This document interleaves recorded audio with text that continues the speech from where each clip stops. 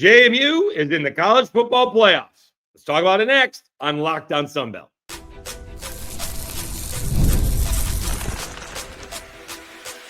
You are Locked On Sunbelt, your daily podcast on the Sunbelt Conference, part of the Locked On Podcast Network, your team every day.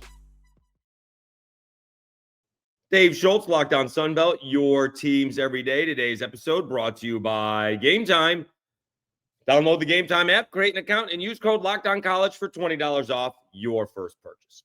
Also, obviously, Locked On Sunbelt, part of the Locked On Podcast Network, the number one sports podcast network out there. So we do appreciate all of your support, and hopefully we will grow over the next couple of weeks with JMU in the college football playoffs. We'll talk about the whining talking heads about the G5, and Sunbelt is sending 9 teams going bowling. All right, so that's pretty good. So this program, also I'm going to ask quickly, and maybe I'll compare it as well. I certainly will. Trying a new mic. I want to know if it's worth it because it's a little bit awkward. I like the other one, can lower it a little bit, not necessarily in front of my face. So it's a more expensive mic, and I got it set up. I think it's working. So just let me know if there's a big difference between the sound of this microphone compared to the other microphone. Just go back and listen to a couple of the other episodes and let me know. All right. So JMU makes it in. That program was drawn out. And I know that because I was asked to turn off my phone while watching it at Orange Theory. I think it took until 15 minutes to do the first 4 seeds. Then we probably took another commercial break before we got the rest. So that took forever. I don't think maybe by quarter of one. And of course, JMU was the last one, right? And I'll be honest with you, I was nervous. I thought they were going to put in Duke. I did. I just thought that somehow, some way, the college football playoff was going to screw the little guy. The big guys were going to screw the little guy again. All right, we'll get to the big guys screwed the big guys. That's not JMU's problem. But JMU got in under the current standards that was set. It's the top 5 conference champions. Tulane got in there because they were one conference champion, and then Duke didn't get in there because they weren't one of the top 5. That's on the ACC's fault that they should have had Miami and Virginia playing in, but some ridiculous tiebreaker. And you guys know I complain about the Sunbelt tiebreakers. Go try and figure out the ACC tiebreaker. I'm not going to bother. But they had like a 5-way tie for second place, and Duke somehow managed to get in there instead of Miami.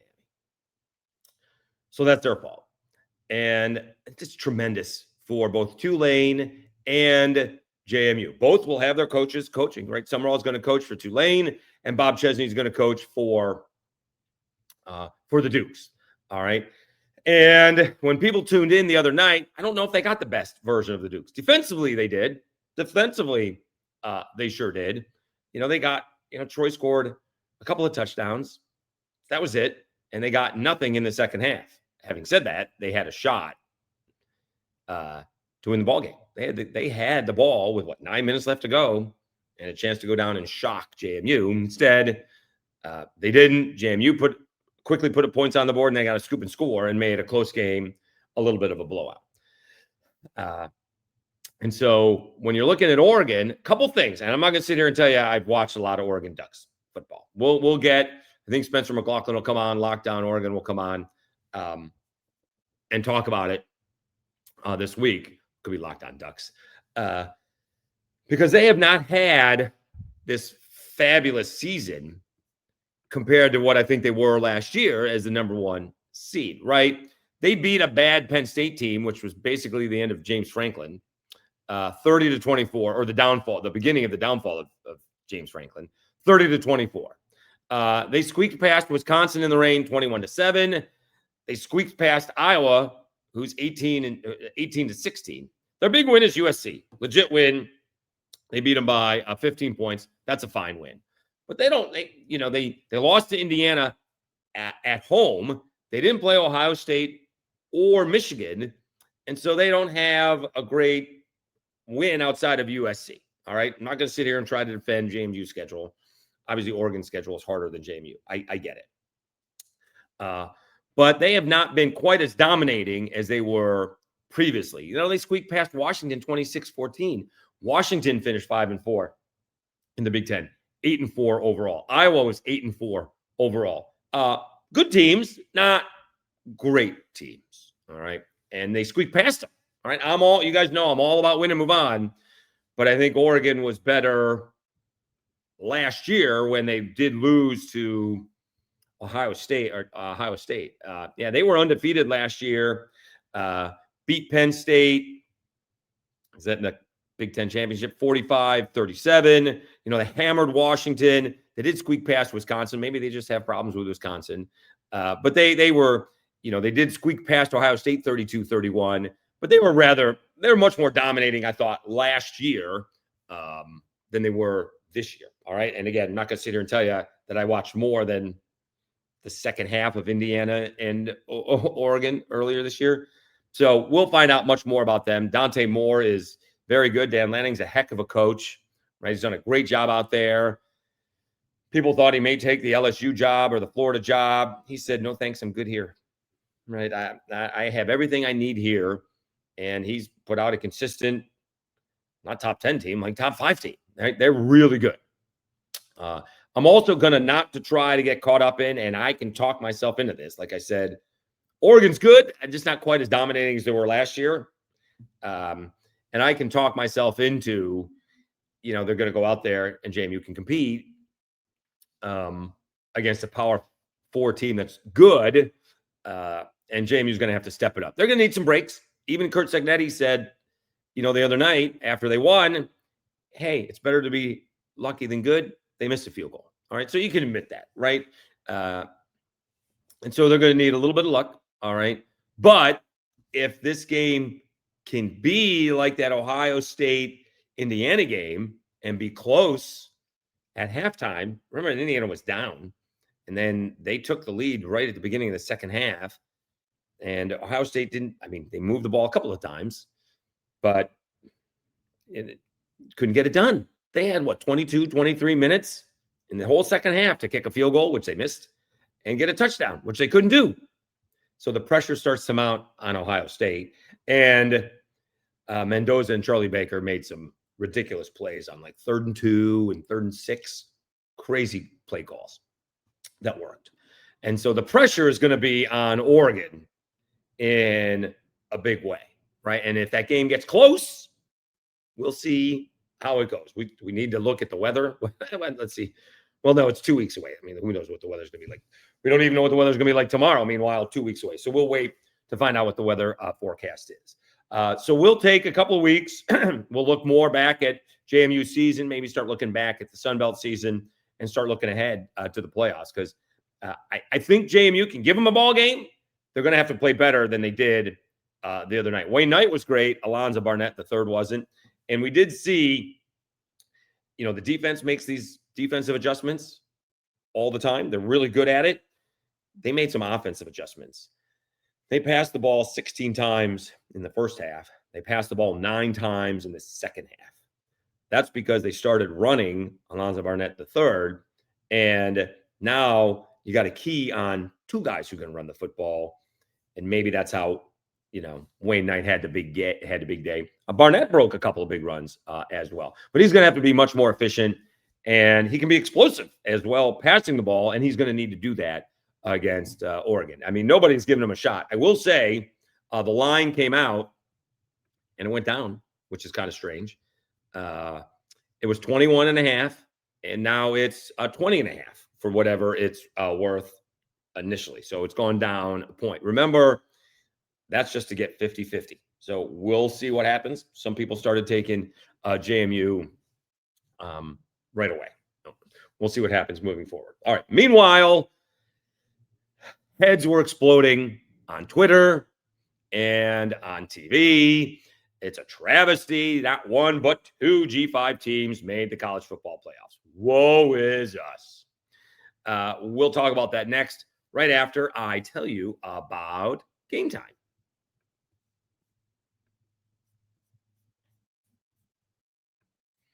The World Cup is coming back to North America for the first time since 1994. And with 48 teams for the first time ever, it's going to be massive. But let's be honest, getting tickets is usually the hardest part. That's why the Game Time app, which is clutch, finally is giving fans a real advantage when it comes to snagging seats. With Game Time, you can track price drops in real time, get alerts when the great seats open, and buy tickets the moment they hit the app. It puts the power back in your hands and makes going to the World Cup realistic instead of impossible.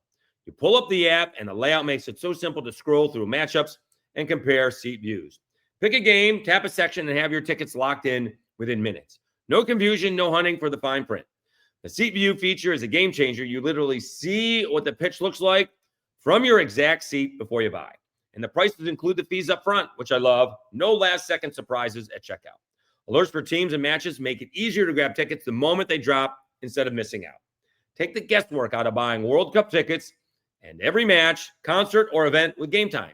Download the Game Time app, create an account, and use code LOCKEDONCollege for $20 off your first purchase. Terms apply.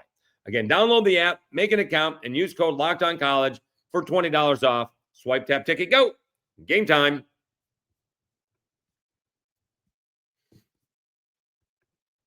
All right, Dave Schultz, Locked On Sunbelt, your teams every day. All right. So we had a Notre Dame meltdown. People were melting down, not only because Notre Dame didn't make it, Vandy didn't make it, Texas didn't make it, BYU didn't make it. The problem, what we're doing here, is we're blaming the judge and jury after the fact. You know how BYU could have made it? Beat Texas Tech. There you go. That's the end of the story. Beat Texas Tech, and you're in. You didn't. You lost. You're out. Notre Dame. You had the ball games at the beginning of the season. You had Miami and A&M. Win one of those games, you're in. That's the end of it. Just win one of those ball games. Right? Texas, don't lose to Florida. You beat Florida, you're in the college football playoff. Right? That's it. Now, I would tell you, I don't think Alabama should have been in. I also said they were going to get in because Greg Sankey is all-powerful, and there was no way they were going to keep Alabama out 2 years in a row and going to hold that SEC championship game against them, although they seemed to hold it against BYU. Alabama didn't drop, and BYU did. Whether BYU would have gotten in or not, but BYU dropped. And so all these guys are like, oh, my God, I can't believe we have 2 G5 schools in this. Well, you guys set it up. You're the power brokers. G5 had very little to say about this. All right.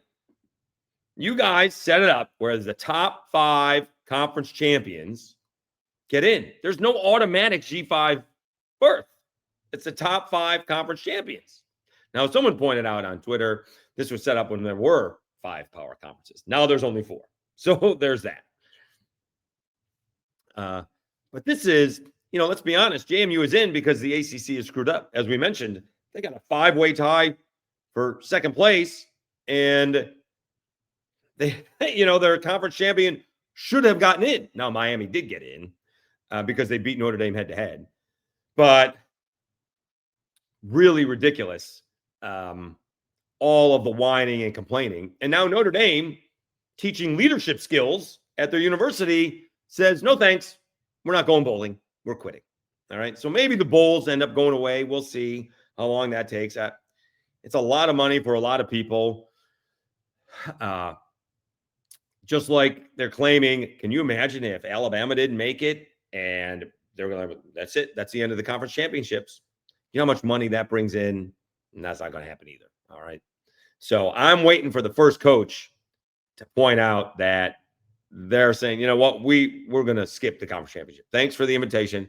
Let the next team go in, which would be hilarious if that was a team behind them. They win the college football championship, and that kicks out the team that didn't want to play. Because the only reason you're not playing the conference championship game is if you're on the bubble. If you're already in, if you're a top 4 seed, you're going to play.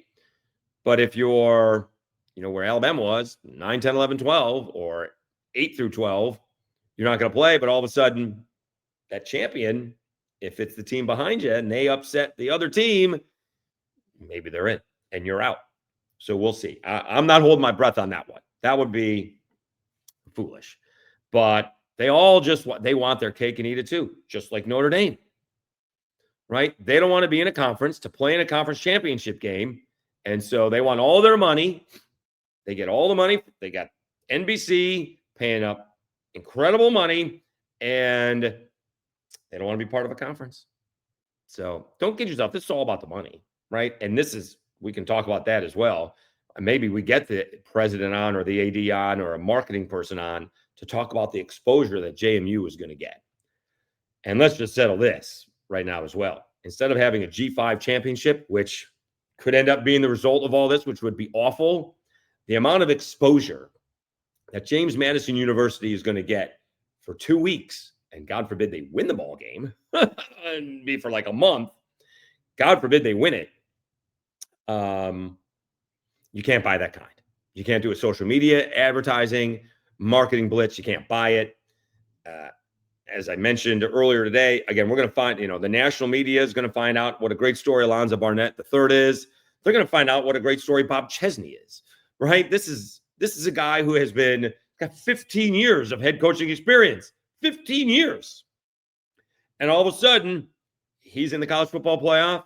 Kurt Signetti in the college football playoff. They take JMU to new heights, or one took Indiana to new heights, and now Chesney taking JMU to new heights right in Signetti's footsteps. So these guys are going to get a lot of love. And again, I love it that the people are going nuts that Notre Dame didn't get in.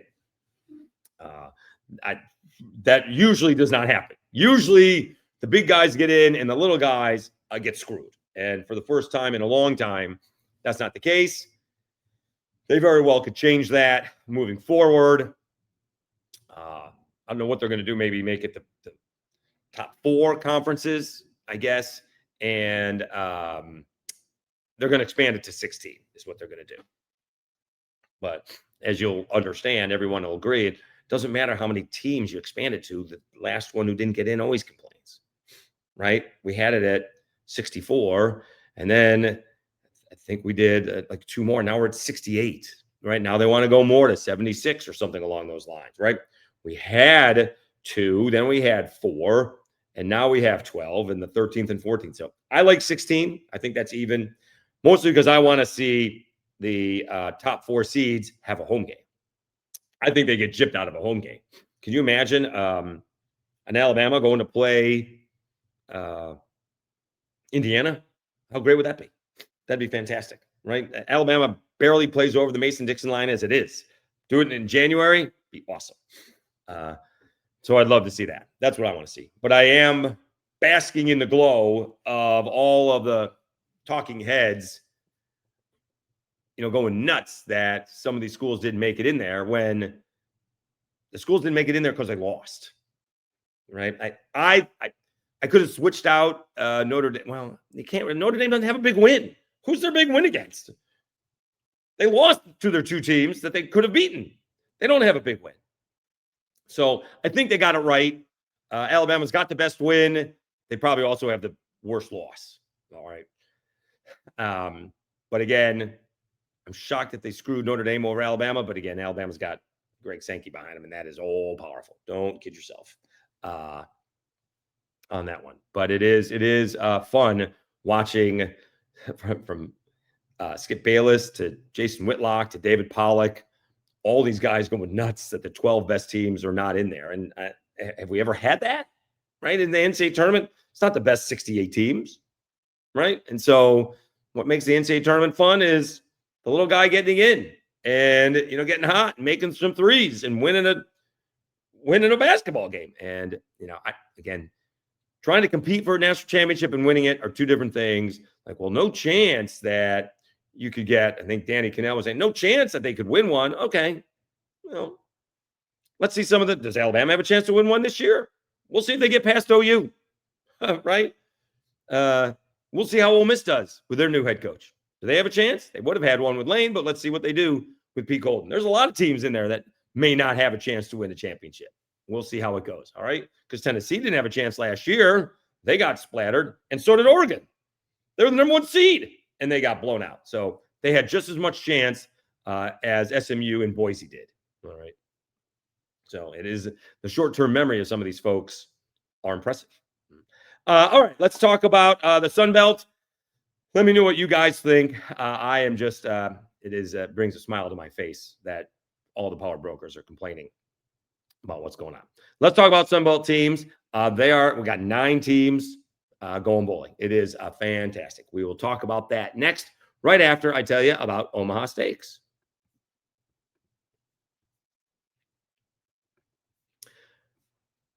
The holidays come with 2 big goals: feeding people well and finding gifts they'll actually love.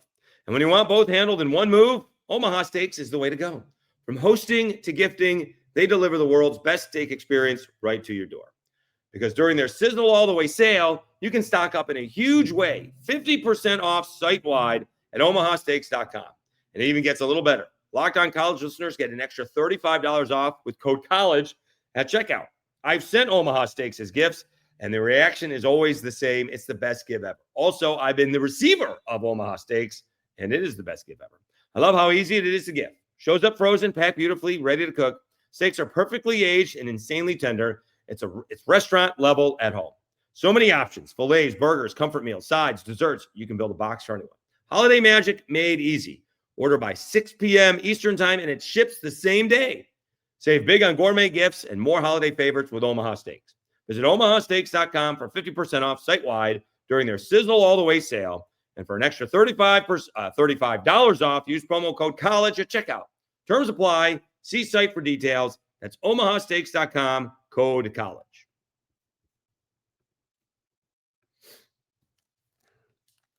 All right, Dave Schultz, Locked On Sunbelt, your teams every day. It was a pleasant 3 days off. It really was.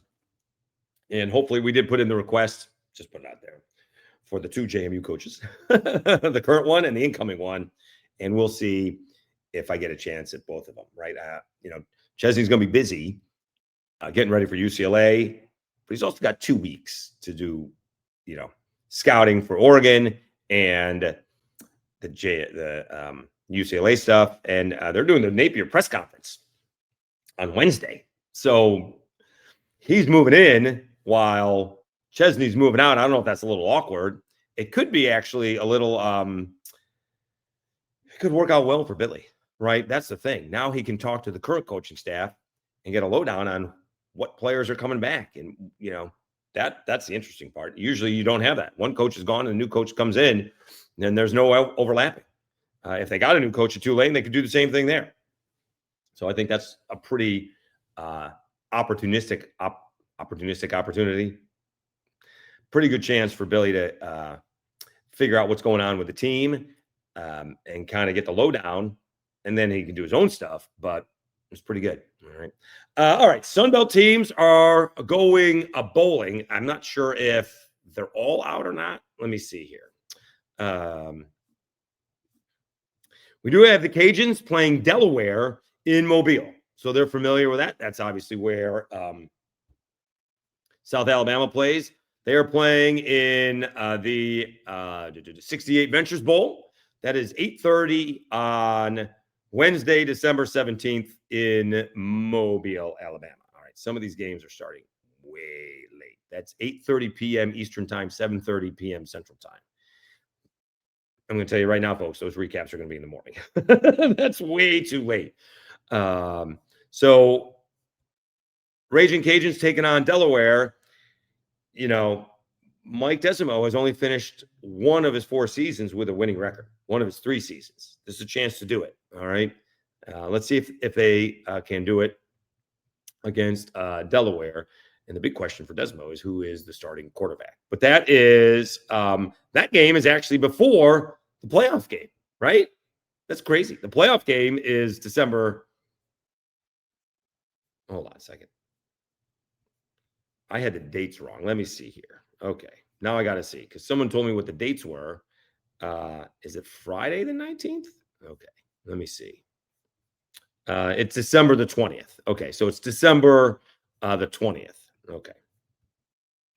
So nonetheless, that is, they are playing, that bowl game is before the first playoff game. All right. And then just like I think Major Applewhite said, you get those games in early. you get a little bit of chance to heal up, and then you get to worry about the portal and everything along those lines with plenty of time to go. All right, so the Cajuns taking on Delaware. We could see if these have a line yet. Let's see here. I'm not sure if this is going to be on the website that I want. Let's see here.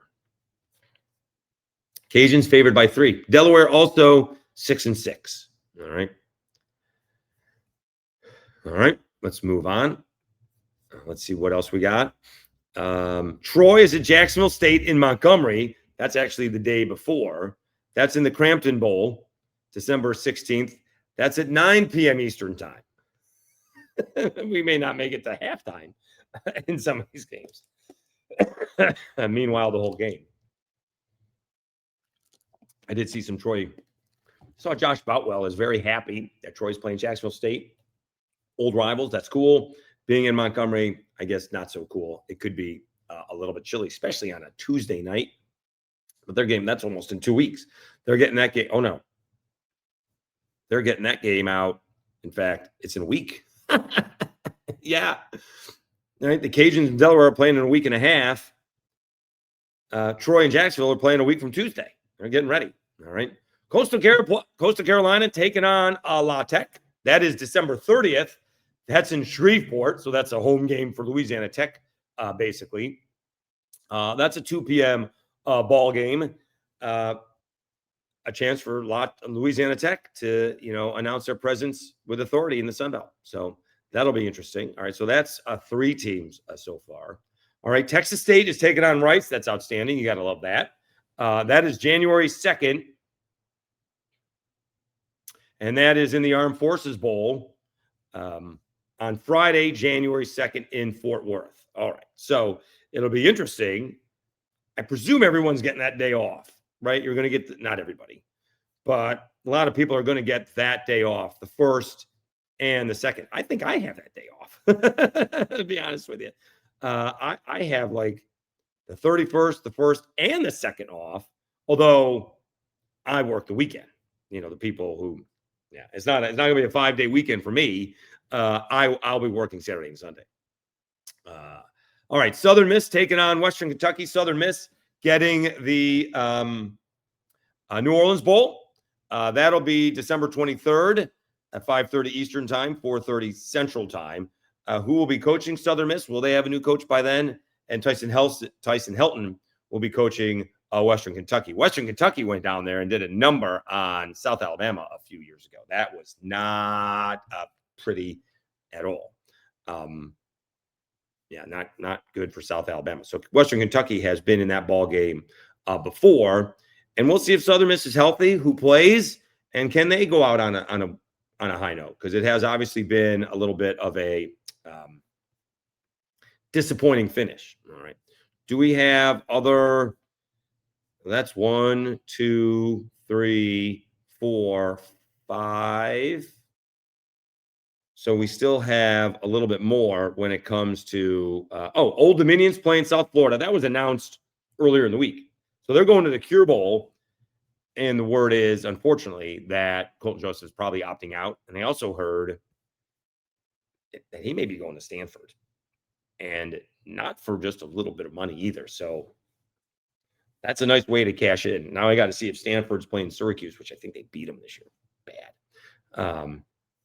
But Colton Joseph probably opting out. Otherwise, that would have been a fun game to watch.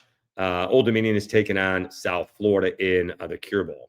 All right, Thursday, December 18th, Arkansas State taking on Missouri State, Ford Center at the Star. That's a stadium. They're playing in the Xbox Bowl. That was also announced earlier in the week. And so we'll see if Arkansas State can go out on a high note. Missouri State, 7-5. That'll be interesting. And then again, you have James Madison. Is that all 8? 1, 2, 3, 4.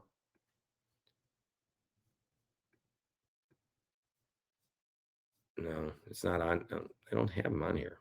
All right. And that's the college football playoff. Just kind of figuring out the bowl games here. So let's hear 1, 2, 3, 4. We may have had it. All right. We may have had everybody here. I think we did everybody. Right. Technical difficulties. Let's see here. All right. Southern Miss is 1. Texas State is 2. Coastal Carolina 3. Troy is 4. And the Cajuns are 5. All right. Arkansas State is 6. Old Dominion is 7. James Madison is 8. Who am I missing? Let's see. We got Troy. We got Southern Miss, Cajuns, Arkansas State, Texas State, James Madison, Old Dominion, Coastal, Georgia Southern is waiting. They may get a team with a losing record, but c'est la vie. That's what it is these days. So Georgia Southern, we're waiting to see where Georgia Southern is going to be playing. So quickly, some of these bowl games that have lines on them. Let's see. I did see Cajuns are favored by 3. South Florida favored by 7. That could go up once the Colton Joseph announcement is made. Arkansas State favored by 2.5 against Missouri State. Oregon 20.5 over James Madison. And again, that went down by a point. So that went from 21.5 to 20.5. We'll see what it moves, if it moves any further as the weeks approach. All right. It is going to be a fun 2 weeks. We get to keep on talking Sun Belt college football. We got a Southern Miss job opening, Coastal Carolina job opening. Still plenty to do. And, of course, we got to start talking college basketball. And then when I say we, I mean me. Stephen F. Austin blew out Monroe on Sunday 96 to 76. Was not a very good Saturday, although James Madison did pull out a victory, 68 to 67. I got some wins in there. The Cajuns fall to 1-9. Oh my. There are 361 college basketball teams in the nation. The Cajuns are dead last in scoring. 360 teams have higher scoring averages than the Cajuns do. Not great, Bob. Whew. All right. We'll see if they can turn it around because they are struggling in a big way. All right. Thank you so much for tuning in to Locked On Sunbelt. Please subscribe. A good chance now. And I'm going to use the 2 weeks. See if we can get 3,000. There's no reason why I can't. What do I need? Like 236 subscribers. And with the amount of people that could come by here and check it out, please subscribe. Really appreciate it. Did see a lot of Sunbelt fans, not all, but a lot of Sunbelt fans happy that JMU made it, which is fun to see. All right. We're all thrilled for James Madison, Bob Chesney, and the collective over there. All right. Thanks so much for tuning in. You've been watching a Locked On Sunbelt, your teams every day. Have a great Monday, everybody. We'll talk to you again on Tuesday.